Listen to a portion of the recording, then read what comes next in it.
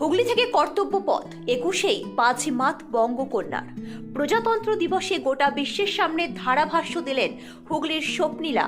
মাত্র 21 বছর বয়সেই এক অনন্য নজির করলেন হুগলি জেলার মকরা ব্লকের দিকসুই গ্রামের কন্যা স্বপ্নীলা আচার্য। 26 জানুয়ারি প্রজাতন্ত্র দিবসের সকালে দিল্লির ঐতিহাসিক কর্তব্য পথে যখন শুরু হলো কুচকাওয়াজ, তখন সেই অনুষ্ঠান সঞ্চালনার দায়িত্বে ছিলেন তিনি।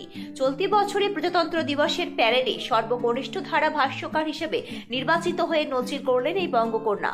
রাষ্ট্রপতি দ্রৌপদী মুর্মু, প্রধানমন্ত্রী নরেন্দ্র মোদী এবং প্রধান অতিথি হিসেবে উপস্থিত ইউরোপীয় ইউনিয়নের শীর্ষ নেতৃত্বের সামনে ধারাভাষ্য দেওয়ার মতো গুরুত্বপূর্ণ দায়িত্ব এবার স্বপ্নীলার কণ্ঠে তুলে দিয়েছিল প্রতিরক্ষা মন্ত্রক। তার এই সাফল্যে গর্বিত হুগলি জেলা, খুশি হাওয়া বলছে দিকসুই গ্রাম জুড়ে। বাবার চাকরি সূত্রে বদলির কারণে স্বপ্নীলার স্কুল জীবন কেটেছে জম্মু ও কাশ্মীরে। বর্তমানে তিনি দিল্লিতে স্নাতক স্তরের ছাত্রী, তবে মেধা ও প্রতিভার পরিচয় তিনি দিয়েছেন অনেক আগেই। প্রধানমন্ত্রী নরেন্দ্র মোদীর স্বপ্নের প্রকল্প যুবিকার অধীনে ইসরোর ইয়াং সায়েন্টিস্ট হিসেবে আগে নির্বাচিত হয়েছিলেন স্বপ্নীলা এবং তার যমজ ভাই স্বপ্নীল।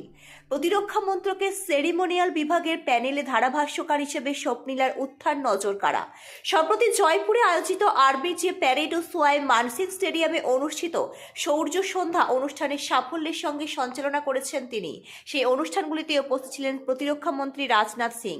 এবার প্রজাতন্ত্র দিবসের মঞ্চে দিল্লির বুকে বাংলার নাম উজ্জ্বল করলেন হুগলির এই তরুণী। কর্তব্য পথে তার কণ্ঠে প্রতিধ্বনিত হলো দেশের গৌরব, আর সেই সঙ্গে ইতিহাসের নাম লেখালো 21 বছরের স্বপ্নীলা আচার্য।